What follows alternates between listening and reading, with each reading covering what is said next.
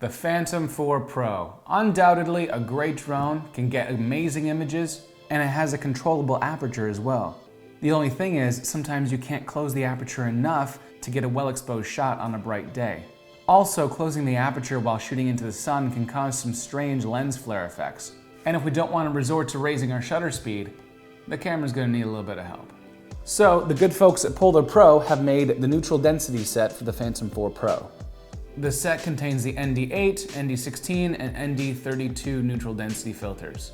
Each one darkens the image and allows us to get proper exposure while still maintaining an open aperture and a low shutter speed. Now, the reason why we want a low shutter speed is so that we can take advantage of some of that motion blur that makes video look a little bit more natural. Can also make things look a little bit more cinematic as well. On the back it says it's made of cinema glass, it's multi-coated production quality glass filter, and it's airframe technology, so they're going to be light and they're not going to affect the way that the gimbal and the camera operates in flight.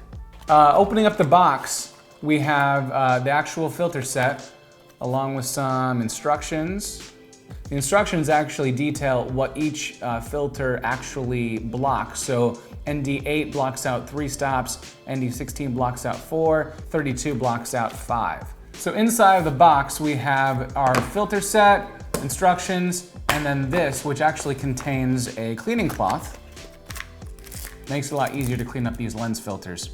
So I love the design of the case. You know, it can slip into your back pocket, it can slip into a camera bag very easily. I just love the rectangular design and the way that these are set up. So inside the case we have our 8, 16, and 32 right here. The filters themselves are very high quality. Here's the ND16. And they don't seem to colorize the image as well, so that's good because they're called neutral density filters, so they shouldn't. They also screw onto the camera using the threads on the Phantom 4 Pro camera itself. So in order to do it, let's take off the gimbal clamp there, and then we're going to unscrew the UV filter from the Phantom 4 Pro camera. And the cool thing about the lens filter case is that you can actually put this UV filter right inside and you're not going to lose it. Then we'll put the neutral density filter on the Phantom 4 Pro camera. And then the test would be to turn on the drone and let it calibrate its gimbal and see if we're going to get a proper calibration.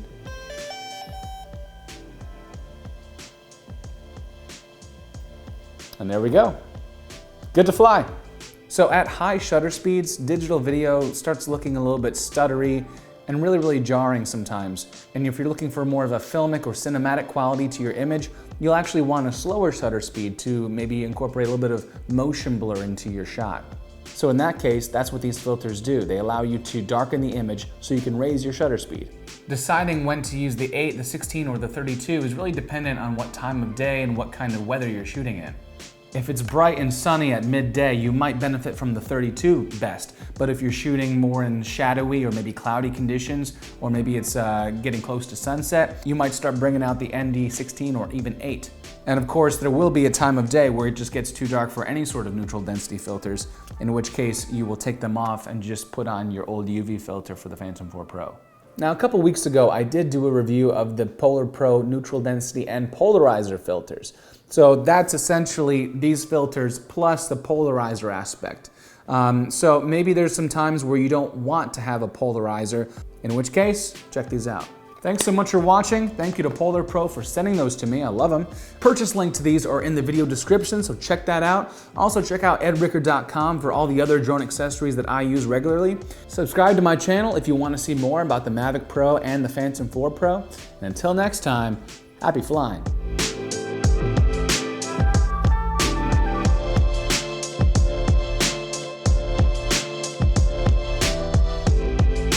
By the way guys, tell me in the comments if you like this camera angle. It's something I'm experimenting with and it seems to work well for reviews.